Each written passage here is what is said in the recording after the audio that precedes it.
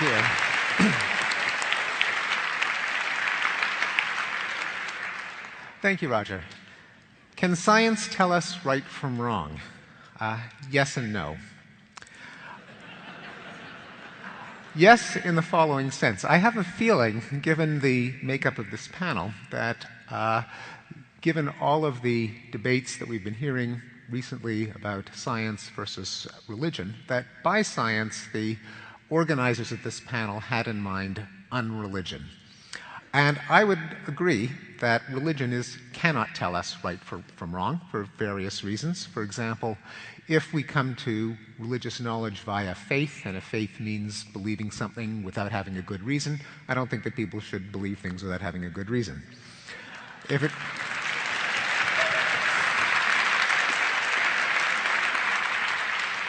If it comes from the glow of subjective certainty, if it comes from scripture, if it comes from authority, those are all terrible reasons to believe something.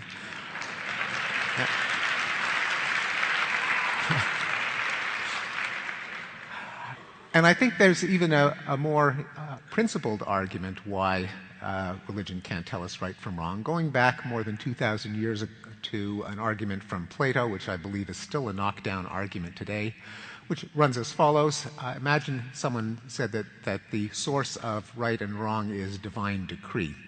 Killing is wrong because God said it's wrong. Well, then you have to ask, why did God say that it was wrong? Did he have a good reason, or was it just a whim? Could he have just as easily said that it's right to go out and kill and rape and torture, in which case it would be right because he said it's right?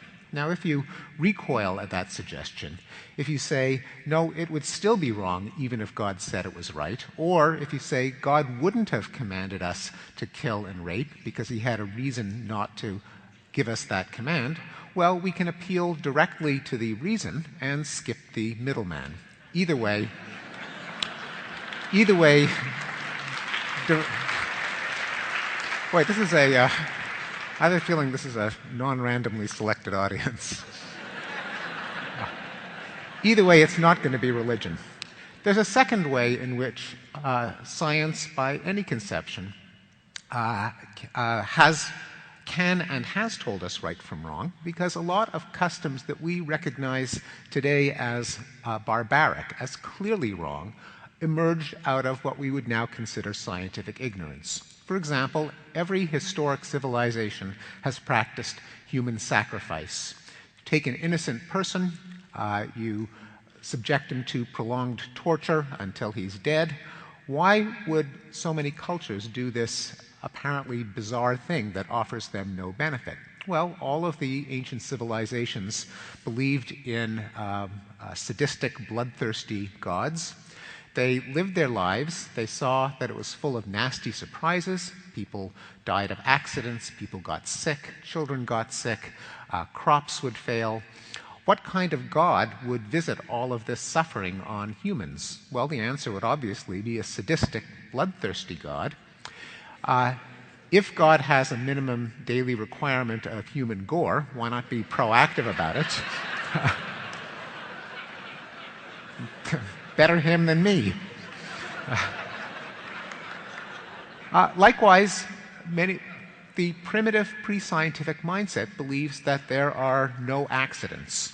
That if something bad happens, if a ship sinks, if a crop fails, then there must have been a witch that cast a spell that caused it to happen.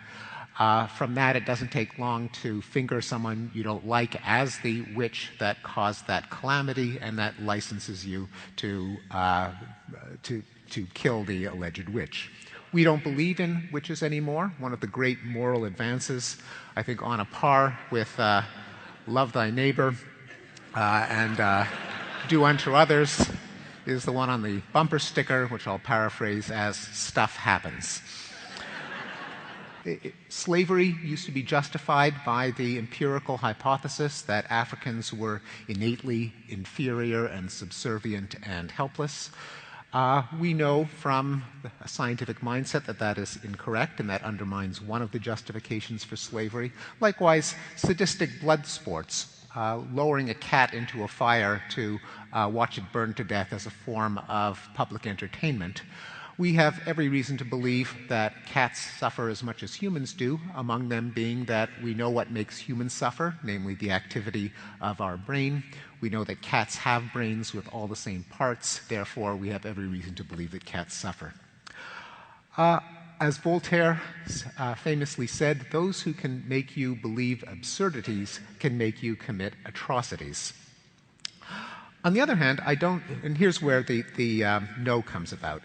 Let's say that everyone agrees on the facts, that, for example, other people suffer, that cats suffer, and so on, but someone were to say, well, gruesome sadistic spectacles like burning a cat to death are okay because why should I care about a cat suffering? It gives me pleasure.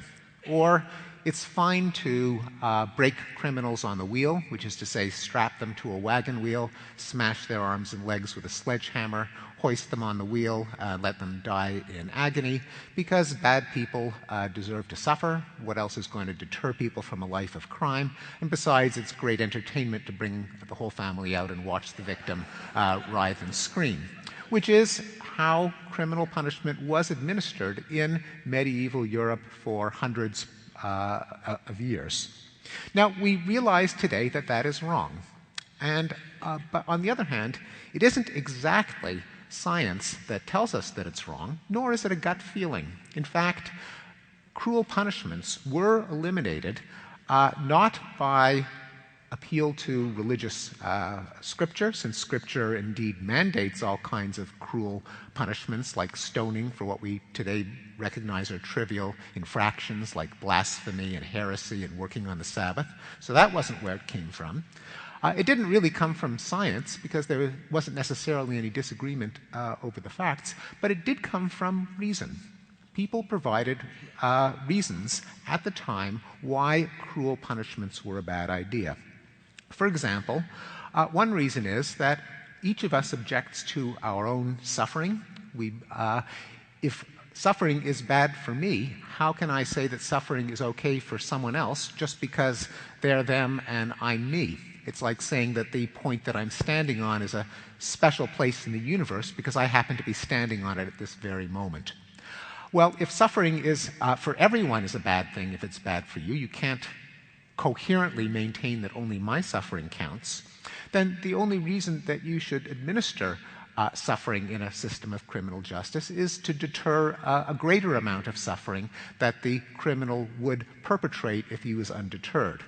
Well, if deterrence is the goal of a criminal justice system, you should only administer that much discomfort that would deter someone, and surely locking someone up or fining him would have the same deterrent effect as smashing his arms and legs and leaving him to die in agony. Moreover, if you had a criminal justice system like every European country had until the Enlightenment, where what we would recognize as minor crimes like gossiping was punishable by hideous torture or shoplifting, well, that creates a perverse incentive structure. Because if someone wants to shoplift a loaf of bread and they know that they're going to be tortured to death, well, they may as well kill the shopkeeper while they're at it, because there could be nothing worse than the punishment they get for stealing the loaf of bread. Why not reduce the probability of getting caught by committing the maximum possible crime? And so that is a good reason to calibrate punishment in a criminal justice system so that the worse the crime is, the more severe the punishment is. Now, these were arguments. They're not religious arguments. They're not scientific arguments. They were offered by people like Cesare Beccaria, a philosopher and an economist. And that is the kind of reasoning that we use in conjunction with a better understanding of the world to tell us right from wrong, both in history and today. This kind of secular reasoning is done not just by scientists, but with the help of historians, journalists, essayists, polemicists, legal scholars, and moral philosophers.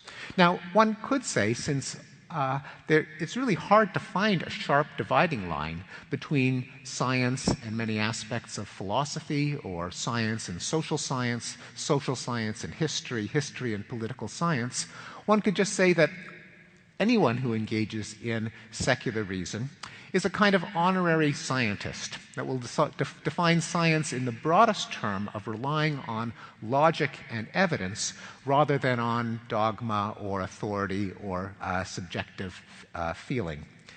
If that was the definition of science, then I would say, yes, science can determine what's right from wrong. It's not the way most people use the word science, and as long as what people think of when they think of science is biology and chemistry and physics, I would say that science is indispensable in determining right and wrong, but it's not enough to determine right and wrong.